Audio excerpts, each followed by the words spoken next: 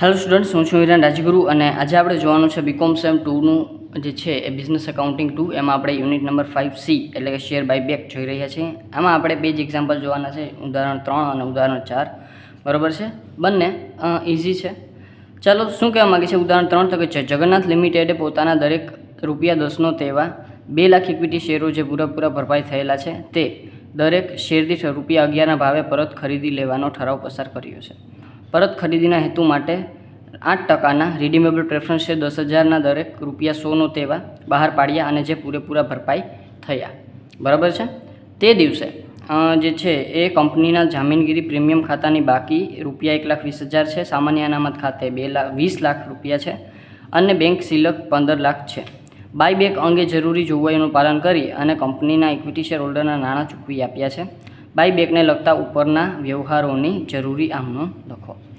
ચાલો, તો સૌપ્રથમ આપણે માત્ર જરૂરી આમનોંધ લખવાની છે, બીજું કશું જ નથી કરવાનું. બરાબર છે, તો સૌપ્રથમ આપણે શું કરશું તો કે પહેલાં આપણને છે એ રૂલ પ્રમાણે આપણે છે પહેલાં જો કંપની કોઈ પણ શેર મૂડી બહાર પાડતી હોય તો પહેલાં આપણે એનો હિસાબ કરવો પડશે. આપણને શું કીધું છે તો કે જગન્નાથ લિમિટેડે પોતાના દરેક ₹10નો તેવા 2 લાખ ઇક્વિટી શેરો જે પૂરા ભરપાઈ થયેલા છે. બરાબર છે, તો આ 2 લાખ ઇક્વિટી શેર છે અને પૂરા ભરપાઈ થયેલા છે તે દરેક શેર દીઠ 11ના ભાવે પરત ખરીદી લેવાનો. એટલે કે 2 લાખ શેર છે અને 2 લાખ એના છે આપણે પરત ખરીદી લેવાના છે.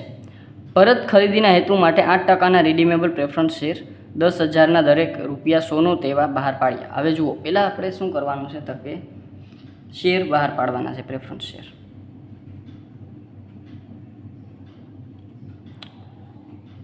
બહાર પાડવા. બરાબર, તો પ્રેફરન્સ શેર બહાર પાડ્યા તો એના માટેની નોંધ શું થાય? કેટલા પ્રેફરન્સ શેર છે તો કે 10,000 પ્રેફરન્સ શેર છે અને ₹100નો એક છે, એટલે ખરેખર જે છે એ 10 લાખ રૂપિયાના પ્રેફરન્સ શેર થાય. બરાબર, 10 લાખ રૂપિયાના પ્રેફરન્સ શેર બહાર પાડ્યા છે. બરાબર છે, ચાલો તો પહેલાં આપણે એની નોંધ કરી લઈએ. તો અહીંયા આપણે પહેલી નોંધ કરશું આમ નોંધમાં, પ્રેફરન્સ શેર બહાર પાડ્યા. કેટલાના પાડ્યા તો કે 10 લાખના. તો એના માટે આપણને ખબર છે કે બેંક ખાતે ઉધાર, કારણ કે પૈસા આપણી પાસે આવે છે અને તે પ્રેફરન્સ શેર મૂડી ખાતે. બરાબર, આ પહેલી નોંધ થઈ ગઈ 10 લાખની. આ 10 લાખ. બરાબર છે, 10 લાખ આપણે આપી દીધા, પ્રેફરન્સ શેર મૂડી બહાર પાડી. બીજા નંબરમાં હવે પ્રેફરન્સ શેર મૂડી બહાર પડી ગઈ. બરાબર, હવે આપણી પાસે છે શું તો કે એક છે જામીનગીરી પ્રીમિયમ ખાતાની બાકી 1,20,000. તો હું પહેલાં આપણી પાસે અનામતો લખી નાખું જેટલી છે એટલી. બરાબર, એક છે જામીનગીરી પ્રીમિયમ, કેટલી છે તો કે 1,20,000. બરાબર, પછી બીજા નંબરમાં સામાન્ય અનામત છે આપણી પાસે, એ છે આપણી પાસે 20 લાખ. અને ત્રીજા નંબરમાં બેંક સિલક છે 15 લાખ.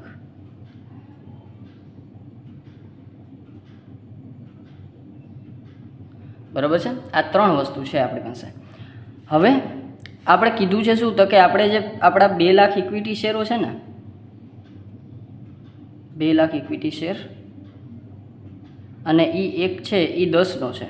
બરાબર, અને ₹11 લેખે આપણે ચૂકવવાનું છે. તો ₹11 લેખે આપણે ચૂકવીએ એટલે કે પહેલાં ₹10 અને ₹1 આપણું વધારાનું પ્રીમિયમ, કારણ કે 10નો એક છે. બરાબર, અને ₹11 લેખે આપણે ચૂકવીએ છીએ. બરાબર, તો શું થાય તો કે ₹1 આપણું પ્રીમિયમ થાય. તો અહીંયા આપણે 20 લાખ રૂપિયા. બરાબર છે, અને બાકી આપણી પાસે છે આ શેર મૂડીના ચૂકવવાના થશે 20 લાખ રૂપિયા, અને બાકીનું આપણે છે એ પ્રીમિયમ થશે 2 લાખ રૂપિયા. 2 લાખ શેર છે અને એને ગુણ્યા ₹1 આપણું પ્રીમિયમ, એટલે કે એ આવશે 2 લાખ રૂપિયા. ટોટલ આપણે ચૂકવવાના થાય કુલ. બરાબર, 2 લાખ ઇક્વિટી શેર અને 10 ને 11 એટલે કે ₹11 લેખે ટોટલ આપણે 22 લાખ રૂપિયા ચૂકવવાના થાય. બરાબર છે, એટલે કુલ જે છે એ ચૂકવણીની રકમ. ચાલો, આ એવી ચૂકવવાની રકમ. હવે આપણે જે છે એ મૂડી પરત અનામત ખાતે કેટલી રકમ લઈ જવી પડશે એ જોઈએ. તો મૂડી પરત અનામત ખાતે લઈ જવાની રકમ. તો મૂડી પરત અનામત ખાતે આપણે રકમ લઈ જવાની છે. તો પહેલાં આપણી પાસે જે છે એ 10નો એવા 2 લાખ ઇક્વિટી શેરો હતા. ઇક્વિટી શેરની જ વાત કરીએ છીએ આપણે ખાલી, બરાબર છે. તો ઇક્વિટી શેર આપણી પાસે કેટલા હતા? તો કે 2 લાખ હતા. અને આપણે કેટલા રૂપિયા લખીએ? તો કે 10 રૂપિયા લખીએના, એટલે કે ટોટલ 20 લાખ રૂપિયાના આપણી પાસે ઇક્વિટી શેર હતા. પણ હવે રહેશે નહીં, કારણ કે એ તો આપણે બાયબેક કરી લેશું. બાયબેક કરીને એનો નાશ કરી નાખશું. એટલે હવે આપણી પાસે 20 લાખ રૂપિયા નથી. તો એના બદલામાં આપણે પ્રેફરન્સ શેર બહાર પાડીએ છીએ, બરાબર. એના બદલામાં આપણે શું કરીએ છીએ? Preference share. તો શેર મૂડીમાં તો વધારો થશે, તો એના બદલામાં શું આવી જશે? બાદ કરશું પ્રેફરન્સ શેર, બરાબર. તો આપણા જે શેર મૂડીનું ખાતું છે એમાં આ 20 લાખ તો આવેલા જશે, 2 લાખ ઇક્વિટી શેર હતા એ તો વયા જશે, પણ એની સામે પ્રેફરન્સ શેર આવશે આપણી પાસે 10,100 રૂપિયા લખે, બરાબર. પ્રેફરન્સ શેર મૂડીમાં શું બોલવા મળશે? આપણા 10,000 પ્રેફરન્સ શેર જે આપણે બહાર પાડ્યા, બરાબર. તો એ છે 10 લાખના, બરાબર. એ શું છે? 10 લાખના. તો આ 20 લાખ છે, આ 10 લાખ આપણે બાદ કરીએ તો આપણી પાસે 10 લાખ હજી ઘટ પડે છે. શેર મૂડીના ખાતાની વાત કરીએ તો શેર મૂડીમાં 20 લાખ રૂપિયા બોલતા હતા, બરાબર. એ 20 લાખ કાઢી નાખ્યા આપણે, બરાબર, કારણ કે આપણે નાશ કર્યો, આપણે મંગાવી લીધા બધા. અને એની સામે પ્રેફરન્સ શેર બહાર પાડ્યા, તો એ 10 લાખના જ થયા. તો 10 લાખ રૂપિયા હજી ઘટ્યા આપણી પાસે. તો 10 લાખ શું થયા? ઘટ્યા. તો આટલા રૂપિયાની આપણે શું કરવી પડશે? મૂડી પરત અનામત ખાતાની બાકી અપગ્રેડ કરવી પડશે. મૂડી પરત અનામત ખાતે આપણે કેટલી જોગવાઈ કરવી પડશે? 10 લાખની જોગવાઈ કરવી પડશે. ખબર પડી? બરાબર. હવે 10 લાખની જોગવાઈ આપણે ક્યાં કરવાની છે? મૂડી પરત અનામત ખાતે. તો આ જોગવાઈ આપણે ક્યાંથી કરશું? તો આપણે પહેલાં તો જો પ્રીમિયમ આપણે ચૂકવવાનું છે, શેર મૂડી ચૂકવવાની છે અને કુલ ચૂકવવાની રકમ છે. તો હવે આપણે આમ નોંધે કરતા જઈએ અને આને સમજતા જઈએ, એટલે બે વસ્તુ ભેગી થતી જાય, બરાબર. તો પહેલી આમ નોંધ આપણી શું થશે? તો કે પહેલાં આપણે જે છે એ અનામતની જ વાત કરી લઈએ, કે જે મૂડી પરત અનામત ખાતે આપણે બાકી લઈ જવાની છે ને એની, બરાબર. તો આ 10 લાખ રૂપિયા આપણે મૂડી પરત અનામત ખાતે લઈ જશું. તો એ ક્યાંથી લઈ જશું? તો કે એક તો આપણી પાસે સામાન્ય અનામત છે, અને એક છે એ આપણી પાસે જામીનગીરી પ્રીમિયમ છે, અને એક બેંક સિલક છે. બેંક સિલકમાંથી નથી લઈ જવાનું, કારણ કે બેંક સિલકમાંથી તો આપણે આ લોકોને ચૂકવશું, જે આપણા શેર હોલ્ડરો છે એને. તો જામીનગીરી પ્રીમિયમ અને સામાન્ય અનામત. તો પહેલાં જામીનગીરી પ્રીમિયમની વાત કરી લઈ. તો જામીનગીરી પ્રીમિયમ આપણે આને કેટલું ચૂકવવાનું છે? તો કે એને 2 લાખ રૂપિયા ચૂકવવાનું છે. તો આપણી પાસે પૂરતું જામીનગીરી પ્રીમિયમ છે નહીં, તો આને આપણે સામાન્ય અનામતમાંથી ચૂકવી દઈશું, બરાબર છે. અને આ છે એ આપણે જામીનગીરી પ્રીમિયમ અહીંયા યુઝ કરી લઈએ. તો અહીંયા આપણે 2 ભાગ પાડીએ. જામીનગીરી પ્રીમિયમના આપણે 1,20,000 ચૂકવશું, અને બાકીની બધી જેટલી વધી એટલી આપણે સામાન્ય અનામતમાંથી. કેટલી વધી? એટલે કે 9 લાખ અને 8,80,000. 8,80,000 આપણે ક્યાંથી ચૂકવશું? સામાન્ય અનામતમાંથી. મૂડી પરત અનામત ખાતે લઈ જશું, જે જોગવાઈ કરશું આપણે એ. તો અહીં લખશું આપણે જરૂરી રકમની કેના ખાતે? તો કે મૂડી પરત અનામત ખાતે જોગવાઈ.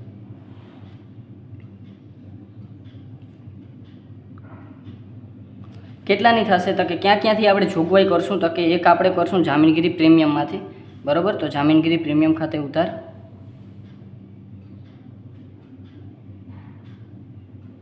કેટલી છે? તો કે 1,20,000. અને બીજા નંબરમાં છે સામાન્ય અનામત ખાતે ઉધાર કેટલી છે? 8,80,000. અને એ ક્યાં લઈ જશું આપણે? કેનું આપણે જે છે એ બનાવીએ છીએ? તો કે મૂડી પરત અનામત ખાતું બનાવીએ છીએ. તો મૂડી પરત અનામત ખાતે કેટલા આવશે? 10 લાખ, જે આપણે જોગવાઈ કરી જરૂરી રકમની એ, બરાબર. હવે જામીનગીરી પ્રીમિયમનું આ બધી વસ્તુ આપણે આમ નોંધ થઈ ગઈ, બરાબર. ત્રીજા નંબરમાં આપણે કેની આમ નોંધ કરશું? તો કે ત્રીજા નંબરમાં આપણે જોગવાઈ કરશું, બરાબર. જોગવાઈની તમે આની પહેલાંય કરી શકો છો, જોગવાઈની ત્રીજા નંબરમાં કરી શકો. તો અહીં કરશું આપણે શેર બાયબેકની જોગવાઈ કરી.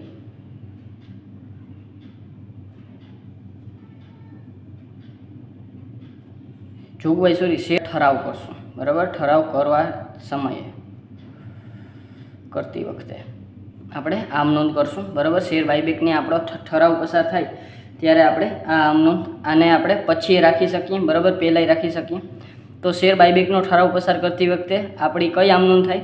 તો કે આપણે છે એ કોને ચૂકવશું? તો કે આપણા શેર હોલ્ડરોને, બરાબર છે. તો અહીં લખશું આપણે શું ચૂકવીએ છીએ? તો કે શેર મૂડી, અને એ આપણા ઇક્વિટી શેર છે. તો કે હા, ઇક્વિટી શેર છે. તો અહીંયા લખશું ઇક્વિટી શેર મૂડી ખાતે.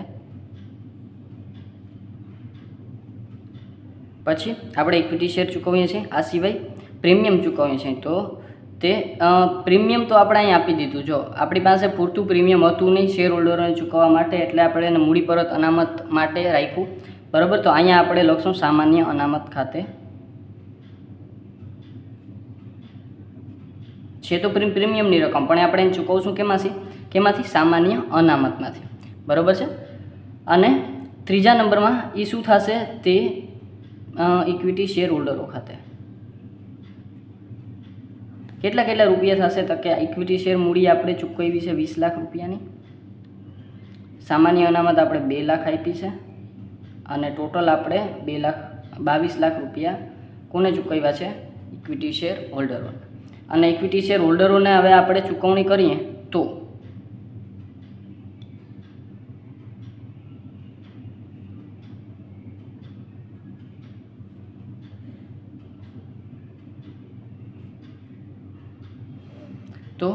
કઈ રીતે કરશું? તો કે શેર હોલ્ડરો ખાતે ઉધાર,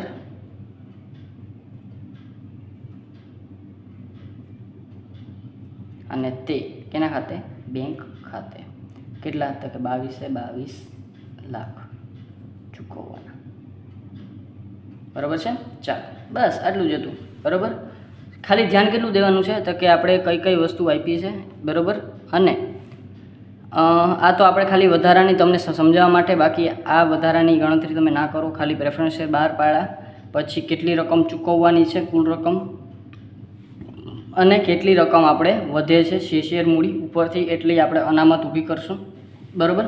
અને પ્રેફરન્સ શેર ચૂકવશું એના, જરૂરી રકમ મૂડી પરત અનામત ખાતે લઈ જશું એના, અને શેર બાયબેક કરતી વખતે ઠરાવ વખતે, અને એક છે એ ચૂકવણી કરતી વખતે. બસ આ 4 નોંધ થશે. આ સિવાય બીજું કાંઈ વધારાનું છે એ થતું નથી, બરાબર છે. ચાલો, તો આ હતો આપણો ઉદાહરણ નંબર 3. એકદમ ઇઝી હતો, બરાબર છે. છતાં કાંઈ પણ ડાઉટ રહી જાય તો મને કોમેન્ટ બોક્સમાં જરૂરથી પૂછી લેજો, અને જો વિડીયો ગમ્યો હોય તો લાઇક, શેર અને સબસ્ક્રાઈબ જરૂરથી કરી નાખજો. Thank you.